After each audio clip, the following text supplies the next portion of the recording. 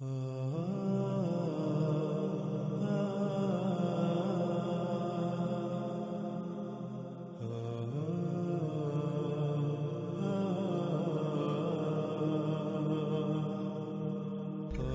ہم بات کر رہے ہیں دابۃ الارض کے موضوع پر، جو کہ سب سے بڑی اور آخری علامات و اشراط الساعۃ میں سے ایک ہے۔ گزشتہ ایک ساتھ میں قرآن سے یہ بات بالکل کھل کر واضح ہو چکی ہے کہ دابہ کہتے ہیں حرکت کرنے والی مخلوقات کو جو تیر کر، رینگ کر، چل کر یا اڑ کر حرکت کرتی ہیں۔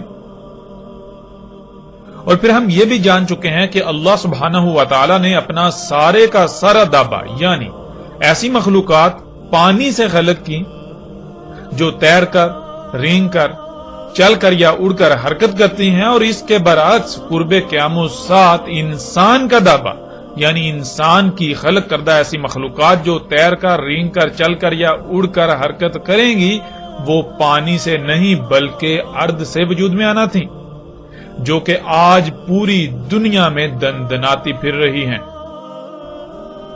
انسان کا ارض سے وجود میں آنے والا دابہ پوری دنیا میں آج دندناتا پھر رہا ہے۔ ناظرین، اس سے پہلے کہ ہم اس موضوع پر محمد رسول اللہ علیہ السلام کے الفاظ کی روشنی میں بات کریں، ہم آتے ہیں قرآن سے ہی دابۃ الارض کے دوسرے پہلو کی طرف۔ تو ناظرین، کچھ سوالات ہیں، مثلا دابۃ الارض کب ظاہر ہوگا؟ اس کے وجود میں آنے کی وجہ کیا ہوگی؟ آخر وہ قرب قیام الساعۃ ہی کیوں وجود میں آئے گا، اس سے پہلے کیوں نہیں؟ تو ان سوالات سمیت ایسے باقی جتنے بھی سوالات ہیں، ان کا جواب اللہ سبحانہ و تعالی نے قرآن میں صراحت کے ساتھ دے دیا، جیسا کہ آپ سورہ نمل آیت نمبر 82 کو سکرین پر دیکھ رہے ہیں۔ اس میں اللہ سبحانہ و تعالی کہتے ہیں، اور جب واقع ہو گیا ان پر قول یعنی جو کہا گیا تھا، تب نکالیں گے ہم ان کا یعنی انسانوں کا دابہ زمین سے، ارض سے۔ وہ اپنے عوامل کے ذریعے ان سے کلام کرے گا، اس میں کچھ شک نہیں کہ الناس تھے ہماری آیات کے ساتھ نہیں یقین کرنے والے۔ تو ناظرین، سب سے پہلا سوال کہ دابۃ الارض کب نکلے گا؟ ناظرین، یہ کیسا سوال ہے؟ اگر اس سوال کا جواب مل جائے یعنی یہ پتا چل جائے کہ دابۃ الارض کب نکلے گا، تو یہ اس سوال کا جواب جو ہے وہ دابۃ الارض کی نشاندہی اور اس کی پہچان کے لیے انتہائی اہم کردار ادا کرتا ہے۔ یعنی مثال کے طور پر اگر کوئی یہ کہتا ہے کہ دابۃ الارض نکل چکا، تو یہ دیکھا جائے کہ اللہ سبحانہ وتعالی نے جو قرآن میں کہا یعنی کہ دابہ کب نکلے گا، اگر اللہ سبحانہ وتعالی قرآن میں اس کا جواب دیتے ہیں اور بالکل ویسا ہو چکا تو پھر لا محالہ دابہ نکل چکا، اور اگر ویسا نہیں ہوا تو پھر دابہ نہیں نکلا۔ تو ناظرین، سوال یہ ہے کہ دابۃ الارض کب نکلے گا؟ اس کا جواب اللہ سبحانہ وتعالی قرآن میں یوں دیتے ہیں، وَإِذَا وَقَعَ الْقَوْلُ عَلَيْهِمْ أَخْرَجْنَا لَهُمْ دَابَّةً مِنَ الْأَرْضِ۔ یعنی اللہ سبحانہ تعالیٰ اس سوال کا جواب کیا دیتے ہیں؟ اور جب واقع ہوگا قول ان پر یعنی انسانوں پر، تب نکالیں گے ان کا دابہ۔ یعنی دابۃ الارض نے تب نکلنا ہے، تب نکلنا تھا جب اللہ کا قول واقع ہونا تھا، یعنی جو اللہ نے کہا اس نے واقع ہونا تھا انسانوں پر۔ ناظرین، اللہ سبحانہ و تعالی نے بالکل واضح کر دیا کہ جب ان پر یعنی انسانوں پر اللہ کا قول واقع ہوگا تب دابۃ الارض نکلے گا۔ اب سوال یہ پیدا ہوتا ہے کہ آخر وہ قول کیا ہے جس کا واقع ہونا دابۃ الارض کا نکلنا ہے؟ تو ناظرین، اس کا جواب بھی پورے قرآن میں جگہ جگہ موجود ہے، جیسا کہ آپ سکرین پر سورہ ال عمران کی آیت نمبر 62 دیکھ رہے ہیں، وَمَا مِنْ إِلَٰهٍ إِلَّا اللَّهُ۔ سورہ ہود آیت نمبر 26، لَا تَعْبُدُوا إِلَّا اللَّهُ۔ سورہ صفات آیت نمبر 4، إِنَّا إِلَٰهُكُمْ لَوَاحِدٌ۔ سورہ صفات آیت نمبر 35، لَا إِلَٰهَ إِلَّا اللَّهُ۔ سورہ الاحقاف آیت نمبر 21، أَلَّا تَعْبُدُوا إِلَّا اللَّهُ۔ سورہ محمد آیت نمبر 19، فَاعْلَمْ أَنَّهُ لَا إِلَٰهَ إِلَّا اللَّهُ۔ تو ناظرین آپ نے یہ آیات دیکھی، ان کے علاوہ بھی قرآن میں درجنوں ایسی آیات موجود ہیں جن میں اللہ سبحانہ وتعالی نے بار بار یہی کہا کہ لا الہ الا اللہ، لا الہ الا اللہ۔ ناظرین ان آیات کے تراجم جو کیے جاتے ہیں ان کا مفہوم کچھ یوں ہے کہ اللہ کے علاوہ کوئی معبود نہیں۔ پھر معبود کسے کہا جاتا ہے؟ وہ بھی ایک خاص نظریہ پایا جاتا ہے، ایک خاص عقیدہ پایا جاتا ہے جس کا حقیقت سے دور دور تک کوئی تعلق نہیں ہے۔ تو ناظرین حق کو سمجھنے کے لیے یہاں ان دونوں الفاظ کی وضاحت بہت ضروری ہے، لفظ الہ اور پھر دوسرا لفظ عبد۔ تو اب آتے ہیں ان دونوں الفاظ کے معنی کی طرف۔ ناظرین ذرا غور کریں، انسان کو دنیا میں لایا گیا تو اس بشر کو کیا کیا صلاحیتیں اور نعمتیں دی گئیں یا کیا کچھ عطا کیا گیا۔ مثلا آپ دیکھیں کہ آپ کو ہاتھ، پاؤں، آنکھیں، کان، ناک اور زبان سمیت جسم کے کتنے ہی اعضاء دیے گئے۔ پھر اس کے علاوہ آپ کو سانس لینے کے لیے آکسیجن، کھانے کے لیے طرح طرح کے پھل، فروٹ، سبزیاں، اس طرح اور کئی نعمتیں عطا کی گئیں۔ پھر ذہانت دی، مال و اولاد سمیت طرح طرح کی صلاحیتیں دی۔ تو ناظرین سوال یہ پیدا ہوتا ہے کہ کیا یہ سب بیکار اور فضول میں عطا کر دیا گیا آپ کو؟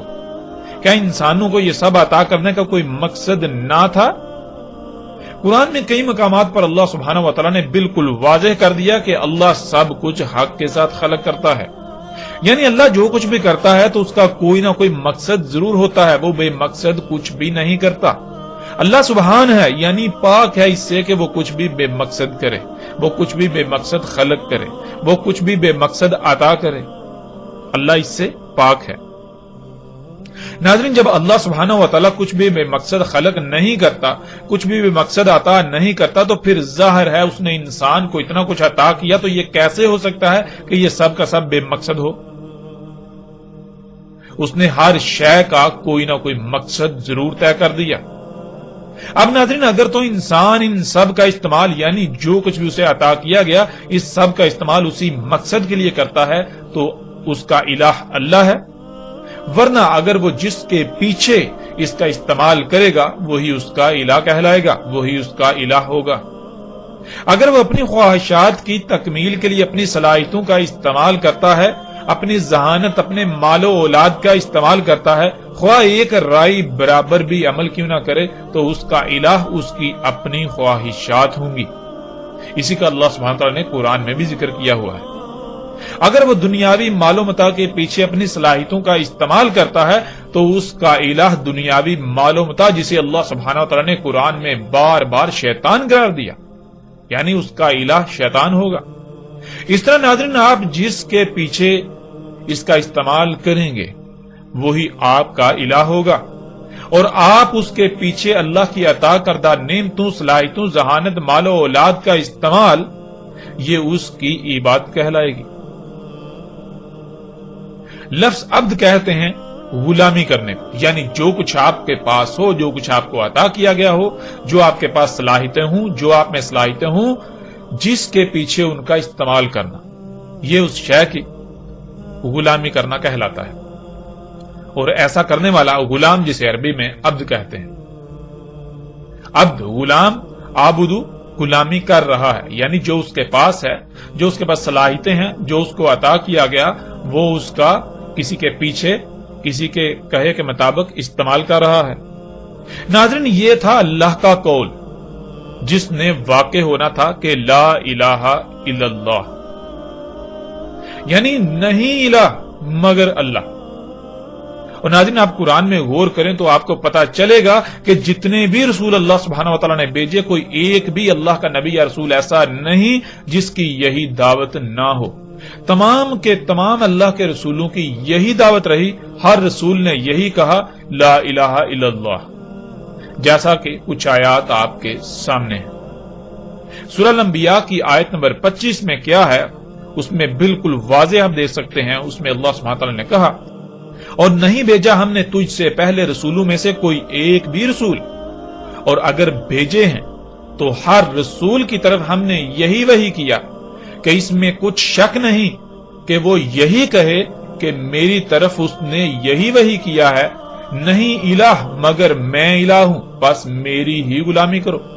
یعنی ناظرین، کوئی ایک بھی رسول ایسا نہیں ہوا جس کی دعوت یہ نہ تھی کہ لا الہ الا اللہ۔ ہر رسول کی دعوت یہی تھی۔ یہی اللہ نے اسے کہا کہ ان کو کہو، ان انسانوں کو کہو، دنیا والوں کو کہو کہ اللہ الہ ہے اور کوئی الہ نہیں ہے۔ یعنی ناظرین، یہی اللہ کا قول ہے، اور ہر رسول کے الفاظ کیا تھے آپ اس آیت میں بھی دیکھ سکتے ہیں۔ سورہ صاد آیت نمبر 70۔ نہیں وحی کیا گیا میری طرف، اگر وحی کیا جا رہا ہے تو یہی کہ اس میں کچھ شک نہیں، میں جو بھی ہوں میں ہر لحاظ سے کھول کھول کر متنبع کرنے والا ہوں۔ پھر اس طرح سورہ صاد کی آیت نمبر 65، کہو اس میں کچھ شک نہیں، جو بھی میں ہوں میں متنبع کرنے والا ہوں۔ یعنی تم جو اعمال کر رہے ہو، جو اللہ کے خلاف کر رہے ہو، ان اعمال کے انجام کو ہر لحاظ سے تم پر کھول کھول کر واضح کرنے والا ہوں۔ اور نہیں ہے الہوں میں سے الہ مگر اللہ۔ یعنی تم دنیا میں ایک رائے برابر بھی عمل کرتے ہو تو وہ عمل کیسے کرنا ہے، کیوں کرنا ہے، کب کرنا ہے، اس کا فیصلہ کرنا صرف اور صرف اللہ کا حق ہے۔ اس کے علاوہ کسی اور کی بات پر عمل کرتے ہوئے کوئی بھی عمل نہیں کیا جائے گا۔ تمہیں جو بھی صلاحیتیں دی گئیں، تمہیں جو بھی نعمتیں دی گئیں، تمہیں جو کچھ بھی عطا کیا گیا، اس سب کا استعمال کیسے کرنا ہے، کیوں کرنا ہے، کب کرنا ہے، کس مقصد کے لیے کرنا ہے، یہ سب اللہ سبحانہ وتعالی نے طے کر دیا۔ تو اس کے علاوہ اس سے ہٹ کر تم ان کا استعمال نہیں کر سکتے۔ پھر اس طرح ناظرین سورہ فصلت کی آیت نمبر 6، کہو اس میں کچھ شک نہیں، میں جو بھی ہوں میں بالکل تمہاری ہی طرح بشر ہوں، میری طرف وحی کیا جاتا ہے، اس میں کچھ شک نہیں۔ جو وحی کیا جاتا ہے وہ یہ ہے کہ تمہارے لیے وہ ذات، یعنی تمہارے لیے جو الہ ہے، وہ ذات جس کی بات مانی جائے وہ ایک ہی ذات ہے، جس کی بات مانی جائے یعنی رائے برابر بھی عمل کیا جائے تو کب، کیوں، کیسے کیا جائے، اس فیصلے کا اختیار صرف اسی ایک ذات کو ہے، اس کے علاوہ کسی کو نہیں۔ جو بھی تمہیں صلاحیتیں دی گئی ان کا استعمال کس مقصد کے لیے کرنا ہے، اسی مقصد کے لیے کرنا ہے جو مقصد اس نے طے کر دیا، اس کے علاوہ کسی اور مقصد کے لیے کسی اور کے پیچھے ان کا استعمال نہیں کرنا۔ ناظرین، اب سوال یہ پیدا ہوتا ہے کہ کیوں اللہ سبحانہ و تعالی نے بار بار ایک ہی بات کہی کہ نہیں الہ مگر اللہ؟ اور آپ نے یہ بھی دیکھ لیا کہ ہر رسول کی بھی یہی دعوت رہی کہ لا الہ الا اللہ، یہ تھا اللہ کا قول۔ لیکن اب سوال یہ پیدا ہوتا ہے کہ اللہ نے ایسا کیوں کہا؟ کیوں نہیں ہے الہ مگر اللہ؟ یعنی اگر اللہ کو الہ بنانے کی بجائے اوروں کو الہ بنایا جائے گا تو آخر کیا ہوگا؟ اس سے کیا نقصان ہو سکتا ہے؟ اس سے کیا فرق پڑے گا؟ آخر کیوں منع کیا جا رہا ہے، کیوں روکا جا رہا ہے؟ تو اس سوال کا جواب بھی اللہ سبحانہ و تعالی نے قرآن میں بہت ہی صراحت کے ساتھ دے دیا، جیسا کہ آپ آیت سکرین پر دیکھ رہے ہیں۔ سورہ رحمان کی آیت نمبر 7 میں اللہ سبحانہ و تعالی کہتے ہیں وَوَضَعَ الْمِيزَانَ، اور وضع کر دیا میزان۔ ناظرین، گزشتہ ایک ساتھ میں تفصیل کے ساتھ اس پر بات ہو چکی کہ میزان وضع کرنا کیا ہے۔ اللہ سبحانہ و تعالی نے زمین و آسمانوں میں جو کچھ بھی خلق کیا ہے، تمام کے تمام مخلوقات کو کسی نہ کسی مقصد کے لیے خلق کیا، اور ہر مخلوق کا کوئی نہ کوئی مقام طے کر دیا، اور پھر تمام مخلوقات کو ان کے مقامات پر قائم کر دیا، جس سے ایک بہترین اور پیچیدہ ترین توازن قائم ہو گیا، میزان وضع ہو گیا۔ یعنی زمین و آسمانوں کی مثال بالکل آپ کے جسم کی سی ہے۔ جیسے آپ کا جسم لا تعداد مخلوقات کا مجموعہ ہے، آپ کے جسم کا کچھ حصہ ظاہر اور کچھ چھپا ہوا پوشیدہ ہے، یعنی جسے عربی میں غیب کہتے ہیں، بالکل یہی مثال زمین و آسمانوں اور ان میں موجود تمام مخلوقات کی۔ جیسے آپ کے جسم کے تمام اعضاء کا کوئی نہ کوئی مقصد ضرور ہے اور وہ اپنے اپنے مقام پر قائم ہے، جس سے نہ صرف آپ کا وجود ہے بلکہ ایک میزان یعنی توازن قائم ہو گیا۔ جب تک تمام کے تمام اعضاء اپنے اپنے مقام پر رہتے ہوئے اپنی اپنی ذمہ داری کو پورا کریں گے، جس مقصد کے لیے ان کو وجود دیا گیا اس مقصد کو پورا کریں گے، تب تک جسم میں توازن برقرار رہے گا، میزان برقرار رہے گا۔ ورنہ اگر کوئی ایک بھی عضو اپنے مقام سے ہٹتا ہے، اس میں کوئی تبدیلی ہوتی ہے، یا وہ اپنے مقصد کو پورا کرنے میں کوئی کمی یا کوتاہی کرتا ہے، تو جسم میں قائم توازن بگڑ جائے گا، جس سے جسم میں خرابیاں ہوں گی، جنہیں آپ بیماریوں کا نام دیتے ہیں، جن کا انجام بالآخر ایک بڑی تباہی یعنی موت کی صورت میں ظاہر ہوتا ہے۔ ناظرین، بالکل یہی مثال زمین و آسمانوں اور جو کچھ بھی ان میں موجود ہے ان سب کی ہے۔ اللہ سبحانہ و تعالیٰ نے ان میں میزان قائم کر دیا، اور پھر اللہ سبحانہ و تعالیٰ نے سورہ الانبیاء کی آیت نمبر 22 میں یوں کہا، اگر تھے آسمانوں اور زمین میں اللہ کے علاوہ الہ، تو آسمانوں اور زمینوں میں سب کچھ درہم برہم ہو گیا۔ یعنی آسمانوں اور زمینوں میں اللہ نے تمام مخلوقات کو کسی نہ کسی مقصد کے لیے خلق کیا ہے، اور سب کو ان کے مقامات پر ان کی ذمہ داری پر لگا دیا۔ اب تمہیں جو صلاحیتیں دی گئیں یا جو کچھ بھی تمہیں عطا کیا گیا، سب کا اللہ نے مقام طے کر دیا، اللہ نے سب کا ہر شے کا مقصد طے کر دیا۔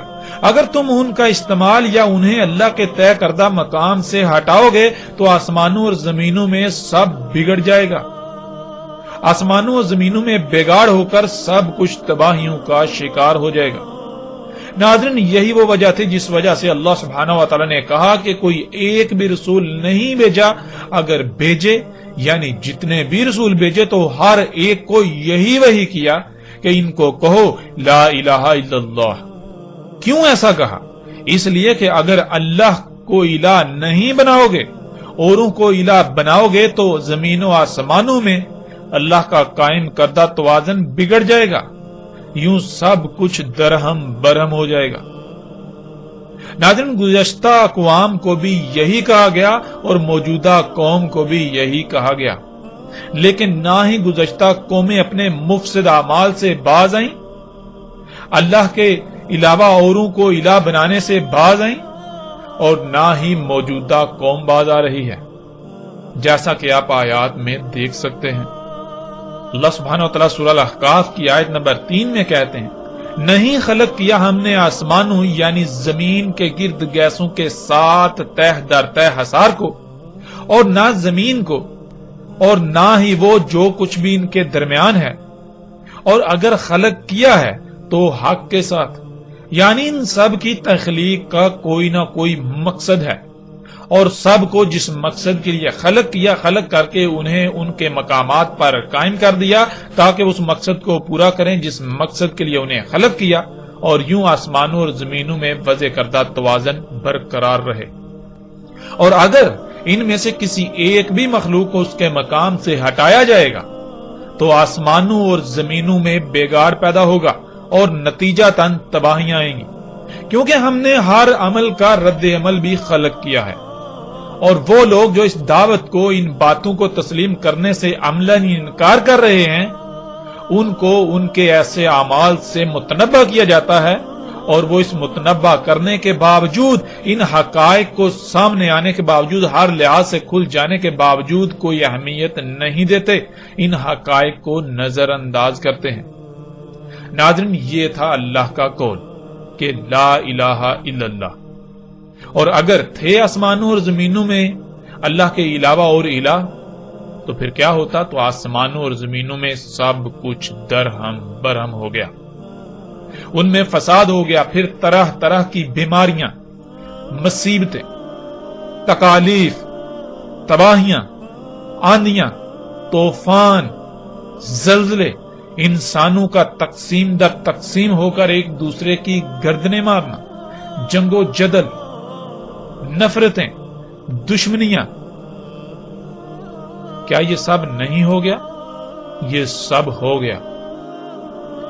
یعنی ناظرین، اللہ سبحانہ و تعالی نے کہا کہ اگر تم ان تمام اشیاء کو جو تمہیں دی گئیں جو کچھ بھی تمہیں عطا کیا گیا، جو کچھ بھی زمین و آسمانوں میں ہے، اگر انہیں ان کے مقامات پر نہیں رکھتے جو مقام اللہ نے تجویز کر دیا، بلکہ اللہ کے علاوہ کسی دوسرے کی مرضی کے مقام پر ان اشیاء کو، ان سب کو رکھتے ہو، ان میں سے کسی کو بھی رکھتے ہو، اپنی صلاحیتوں کا استعمال کرتے ہو، تو پھر یہ بات پہلے سے طے شدہ ہے کہ پھر سمجھ لو کہ ایسا ہو چکا، زمین و آسمانوں میں سب کچھ بگڑ چکا، تم طرح طرح کی بیماریوں، تباہیوں اور ذلتوں کا شکار ہو چکے، اور بالآخر تمہارا وجود مٹ جائے گا، جیسے تم سے پہلے جو قومیں زمین پر آباد تھیں ان کا وجود مٹ چکا۔ ناظرین، اللہ سبحانہ و تعالیٰ نے قرآن میں جگہ جگہ اس بات کی وضاحت کر دی کہ اللہ سبحانہ و تعالیٰ نے زمین و آسمانوں میں میزان قائم کیا، ہر سطح پر توازن قائم کر دیا۔ یہ کائنات بالکل ایک مشین کی مانند ہے۔ اس کی مثال انسانی جسم کسی ہے، اگر اس کائنات میں کسی ایک بھی مخلوق کو اس کے مقام سے ہٹایا جائے گا تو نتیجہ تن فساد ہوگا، اور بالآخر وہ فساد طرح طرح کی تباہیوں کی صورت میں ظاہر ہوگا۔ اس لیے اللہ سبحانہ و تعالیٰ نے بار بار یہی حکم دیا کہ لا الہ الا اللہ، کیونکہ اللہ سبحانہ و تعالیٰ نے اس کائنات کو ایسے خلق کیا کہ اگر انسان اپنی حدود سے باہر نکلتا ہے، اپنی حدود سے تجاوز کرتا ہے، تو لامحالہ حادثاتی طور پر اس کے سامنے وہ قوانین کھلتے جائیں گے، وہ مخلوقات اس پر ظاہر ہوتی جائیں گی جو انسان سے چھپا دیے گئے، اور انسان ان متشابہات کے پیچھے بڑھتے ہوئے اس مقام پر پہنچ جائے گا جہاں سے واپسی ناممکن ہوگی، جیسا کہ آج انسان جس مقام پر پہنچ چکا ہے۔ جیسے کہ ماضی میں 6 قومیں اس کا شکار ہو چکی، اور موجودہ قوم، دنیا میں آباد موجودہ انسان بھی اس مقام پر پہنچ چکے۔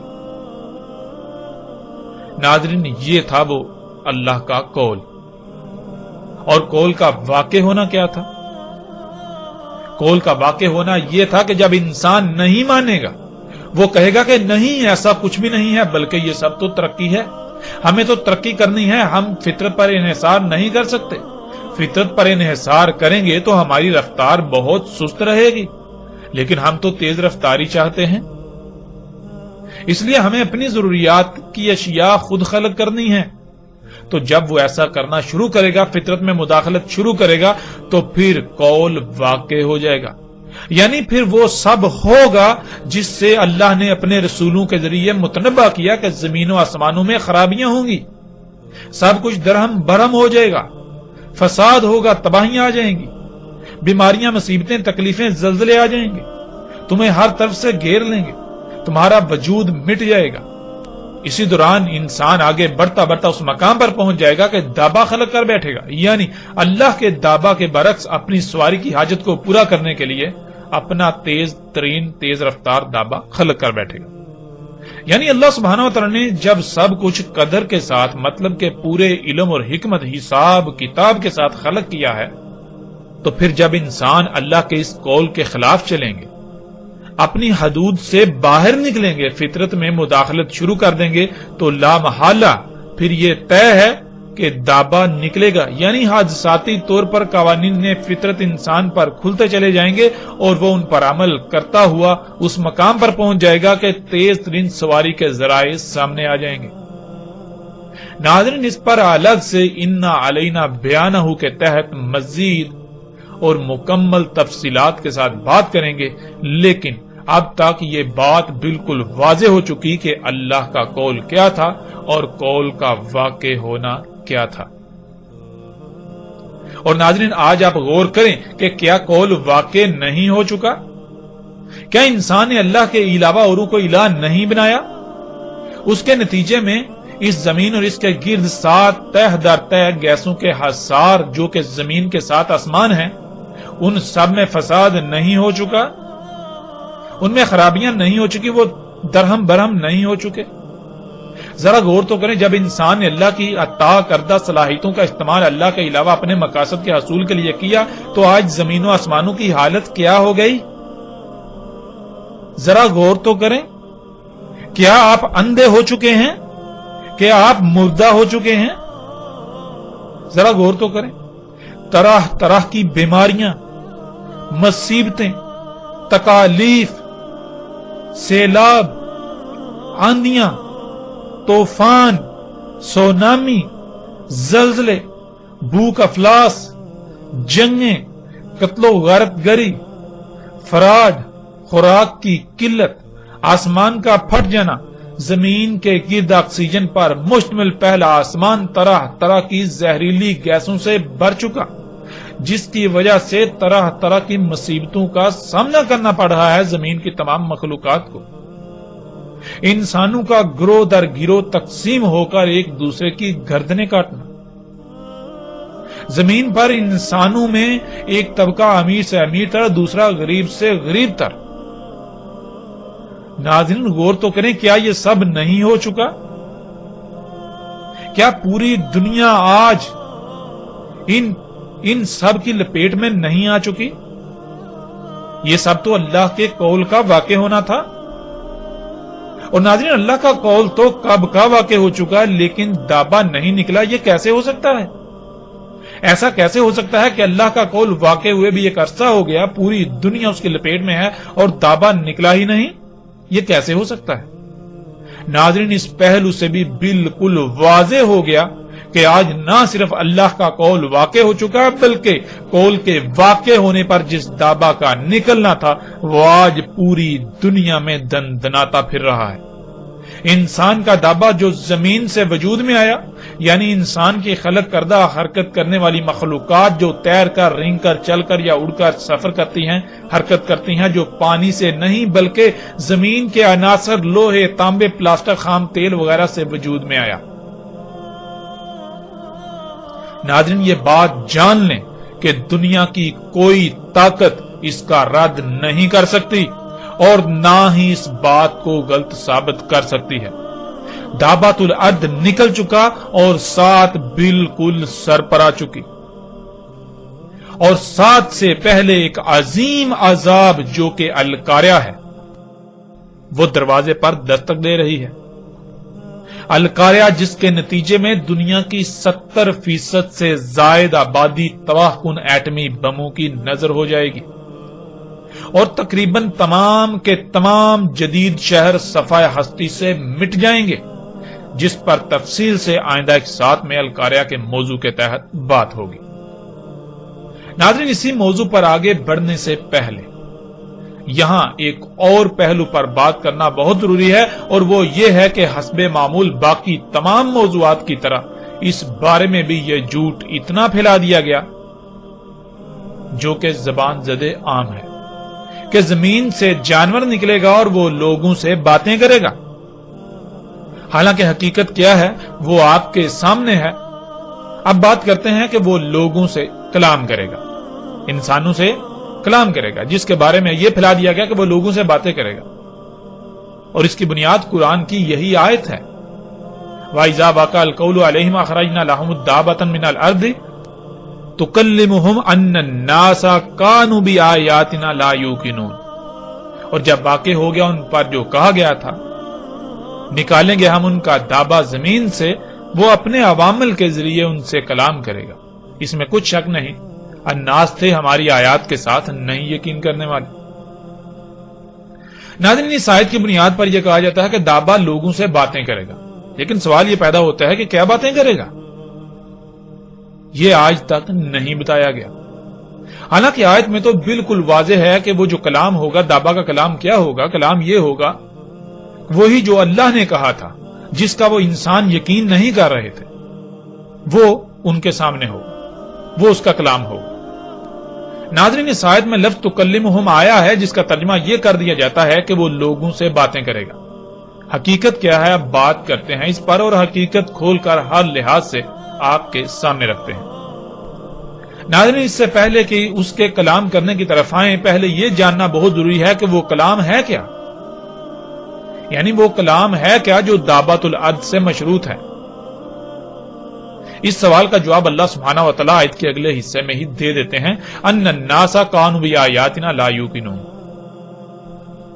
اس میں کچھ شک نہیں، انسان تھے ہماری آیات سے نہیں یقین کرنے والے۔ یعنی بالکل آسان الفاظ میں یہ کہ اللہ سبحانہ و تعالیٰ نے قرآن میں بار بار یہ کہا کہ زمین و آسمانوں میں تمام کی تمام مخلوقات اللہ کی آیات ہیں، اور ان میں سے ایک بڑی تعداد کو انسان سے چھپا کر رکھ دیا، جنہیں انسان دیکھ نہیں سکتا، سن نہیں سکتا، محسوس نہیں کر سکتا۔ یعنی اس کائنات میں لاتعداد مخلوقات ایسی ہیں جو انسان سے چھپا دی گئی تھی، مگر اس کا مطلب ہرگز یہ نہیں ہے کہ ان کی تخلیق کا کوئی مقصد نہیں تھا، بلکہ زمین و آسمانوں میں جتنی بھی مخلوقات ہیں جو کہ اللہ کی آیات ہیں، سب کی تخلیق کا کوئی نہ کوئی مقصد ہے۔ تمام کی تمام ایک وجود میں اعضاء کی حیثیت رکھتی ہیں۔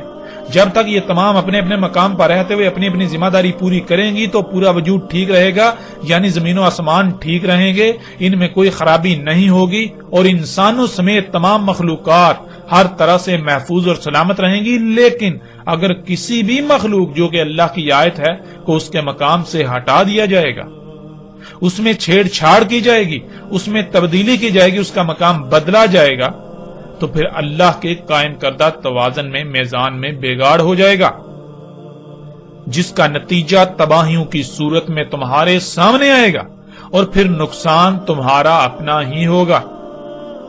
اس بات کو اللہ سبحانہ و تعالی نے پورے قرآن میں بار بار بیان کیا، اور ناظرین پورے کے پورے قرآن کا نقطہ محور بھی یہی ہے، لیکن اس کے باوجود انسانوں نے اللہ کی آیات کا یقین نہیں کیا، یعنی کہ اس بات کا یقین نہیں کیا کہ ان کے ساتھ اگر اللہ کی آیات کے ساتھ چھیڑ چھاڑ کی جائے گی تو ایسا ہوگا۔ انہوں نے مانا ہی نہیں اس بات کو، اس کے اوپر یقین ہی نہیں کیا۔ انسانوں نے اس سے پہلے اللہ کی آیات کا یقین نہیں کیا تھا۔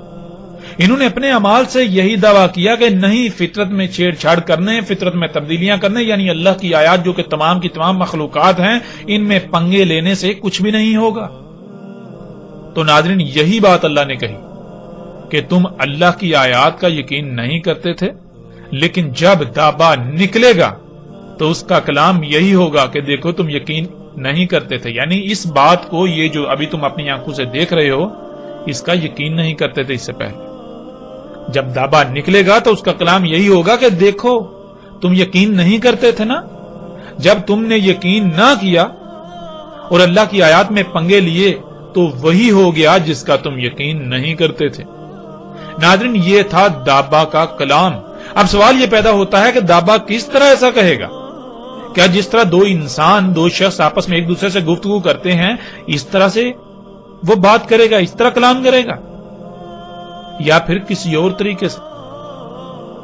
ناظرین ہم گزشتہ ایک ساتھ میں یہ بات بار بار کر چکے ہیں، بار بار کہہ چکے ہیں کہ عربی دنیا کی واحد ایسی زبان ہے جس کا ترجمہ کرنا ناممکن ہے، اور پھر یہ کہ عربی دنیا کی باقی زبانوں کی طرح انسانوں کی تراشیدہ چند الفاظ، محاوروں یا فکروں پر مشتمل کوئی زبان نہیں ہے، بلکہ عربی فطرت کی زبان ہے، عربی اعمال کی زبان ہے، نہ کہ زبان کے الفاظ کا نام ہے۔ کائنات کی ہر مخلوق، ہوا وہ جاندار ہو یا بے جان، تمام کی تمام مخلوقات یہاں تک کہ اس کائنات کا ذرہ ذرہ کلام کرتا ہے، لیکن اس کی زبان عربی ہے، اور عربی وہ نہیں جسے آج عربی کا نام دیا جاتا ہے، بلکہ عربی نہ صرف فطرت کی زبان ہے بلکہ عربی اعمال کی زبان ہے۔ اور ناظرین غور کریں، محمد علیہ السلام وہ نہ تو عربی پڑھ سکتے تھے اور نہ ہی عربی لکھ سکتے تھے، تو پھر کیسے ان کے ساتھ اس کائنات کی مخلوقات کلام کرتی تھیں؟ پھر کیسے ان کے اوپر اتنے اتنے بڑے راز کھلے؟ غور تو کریں۔ یعنی کہ اگر عربی اسے کہا جاتا ہے جسے آج آپ عربی کہتے ہیں، جی یہ جو لکھی اور پڑھی جاتی ہے، تو یہ تو محمد علیہ السلام کو بھی نہیں آتی تھی۔ لہذا ناظرین عربی یہ نہیں ہے، عربی اعمال کا نام ہے، عربی پریکٹیکل کا نام ہے، عربی اعمال کی زبان ہے، عربی فطرت کی زبان ہے۔ اس لیے ناظرین اب آپ کو بالکل واضح ہو جائے گا کہ دابا کا کلام کرنا کیا ہے۔ جب آپ نے عربی کی اہمیت اور حیثیت کو سمجھ لیا تو پھر آپ کو بہت آسانی سے یہ بات بھی سمجھ آ جائے گی کہ دابا کا کلام کرنا کیا ہے۔ اسے ایک مثال سے سمجھ لیجئے۔ مثلا آپ کو سفر کی حاجت پیش آ جاتی ہے، موسم انتہائی گرم ہے اور سفر کئی 100 کلومیٹر لمبا ہے۔ آپ کے سامنے ایک طرف لینڈ کروزر کھڑی ہے، عالی شان گاڑی، اور دوسری طرف ایک اعلی نسل کا تیز رفتار گھوڑا کھڑا ہے۔ تو ناظرین آپ سے سوال ہے کہ آپ سفر کے لیے کس کا انتخاب کریں گے؟ آپ کا فوراً جواب یہی ہوگا کہ لینڈ کروزر۔ اب اگر آپ سے سوال کیا جائے کہ کیوں آپ نے گھوڑے کا انتخاب کیوں نہیں کیا، تو آپ جواب دیں گے دیکھو اتنی شدید گرمی اور اوپر سے کئی سو کلومیٹر لمبا راستہ اگر گھوڑے پر جاؤں گا تو نہ صرف بہت زیادہ وقت لگے گا بلکہ رستے میں گھوڑے کی خوراک اور پانی کا خیال رکھنا پڑے گا، رستے میں گرمی سے جلس جاؤں گا، طرح طرح کے مصائب کا سامنا کرنا پڑے گا، تھکاوٹ سے چور ہو جاؤں گا۔ اس طرح آپ کو وہ درجنوں خامیاں گنوانا شروع کر دے گا، یعنی آپ درجنوں خامیاں گنوانا شروع کر دیں گے۔ اور اس کے برعکس آپ جب لینڈ کروزر کی بات کریں گے تو آپ اس کی تعریفوں کے پل باندھنا شروع کر دیں گے کہ اس سے نہایت تیز رفتاری سے سفر ہوگا، ایئر کنڈیشنر آن رکھوں گا، گرمی کا احساس تک نہ ہوگا، انتہائی آرام دہ اور پرسکون سفر ہوگا۔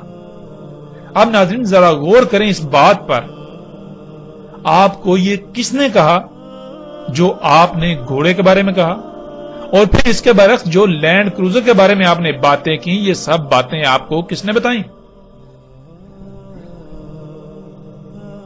ظاہر ہے گھوڑے میں جو خامیاں اور خوبیاں ہیں وہ گھوڑے کے اعمال سے ہی پتہ چلے، یعنی گھوڑے نے آپ کو اپنے اعمال کی صورت میں اپنی خامیاں اور خوبیاں بتائیں، بالکل ایسے ہی جیسے کہ ایک گونگا شخص اشاروں سے یا اعمال کی صورت میں اپنی بات کسی دوسرے کو بتاتا ہے، وہ کلام کرتا ہے، بالکل اسی طرح یا ایسے ہی لینڈ کروزر نے آپ کو بتایا کہ مجھ میں یہ خوبیاں ہیں، میں اتنی تیز رفتاری سے سفر کرتی ہوں، مجھ میں گرمی کا توڑ ایئر کنڈیشنر موجود ہے۔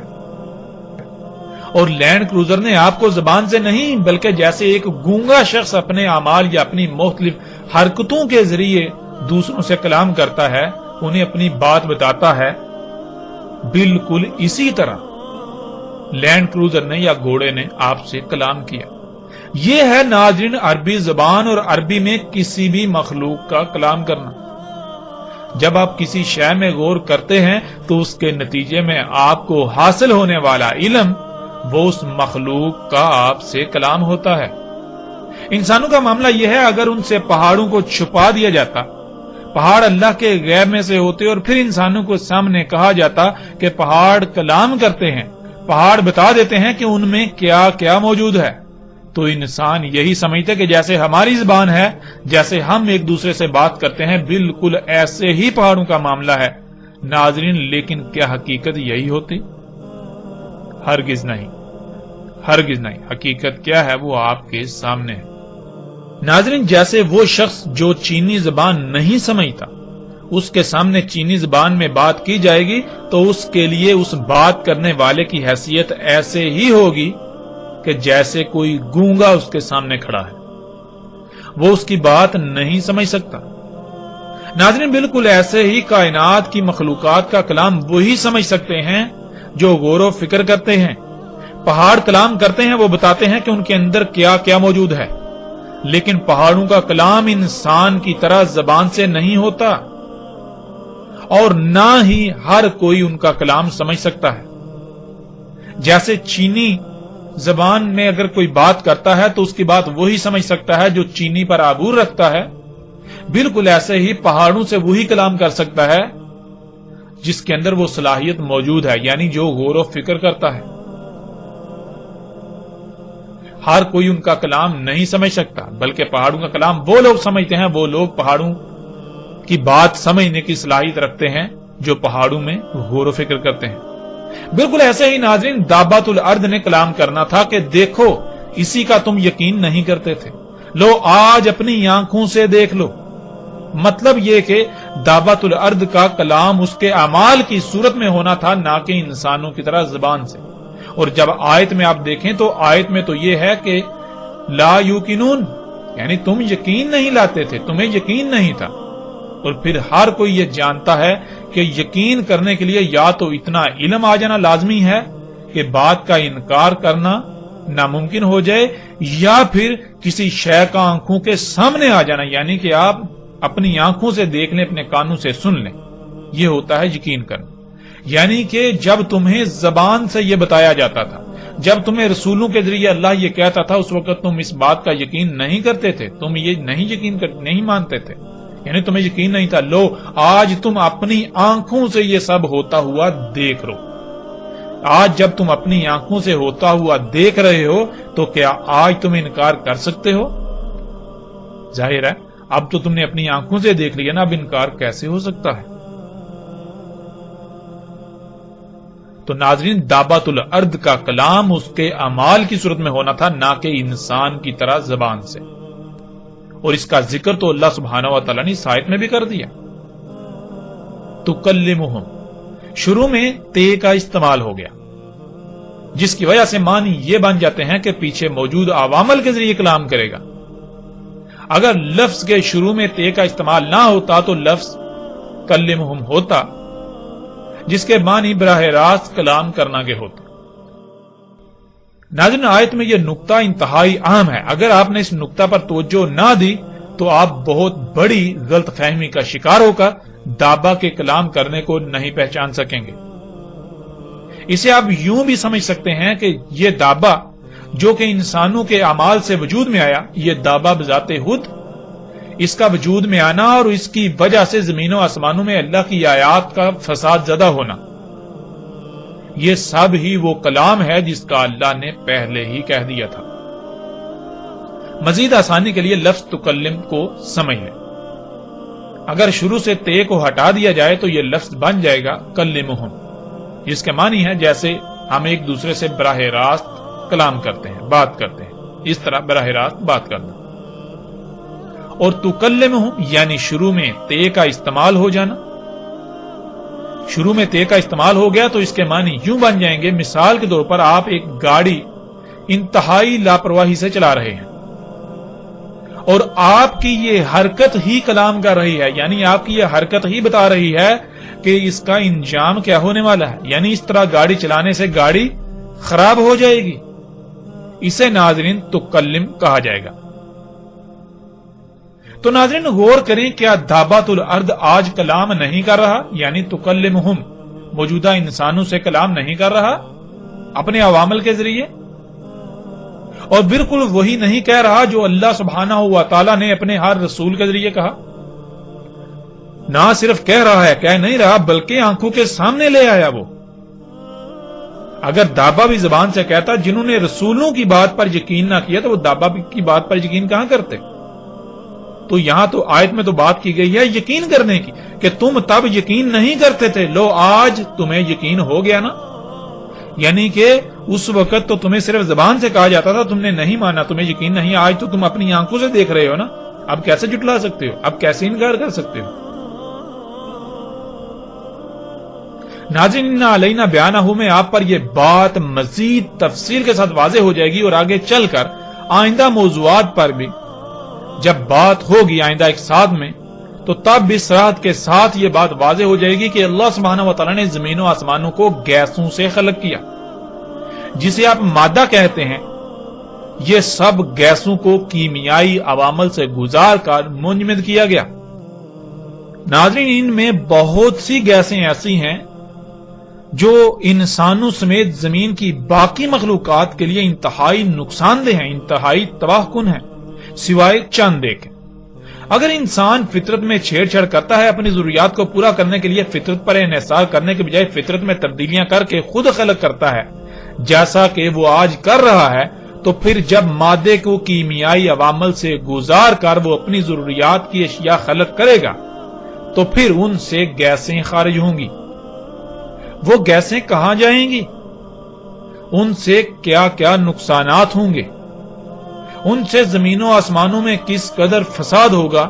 یہ سب اللہ سبحانہ و تعالیٰ نے واضح کر دیا تھا، ہر رسول نے اس کی وضاحت کر دی، لیکن انسانوں نے یقین ہی نہ کیا، اور آج یہ دعویٰ اپنے اعمال کے ذریعے آپ پر یہ سب واضح کر رہا ہے۔ اس نے یہ سب آپ کی آنکھوں کے سامنے لا رکھا، یعنی دعوے کے سامنے آنے سے یہ تمام کے تمام معاملات، یہ سب کا سب سامنے آ گیا۔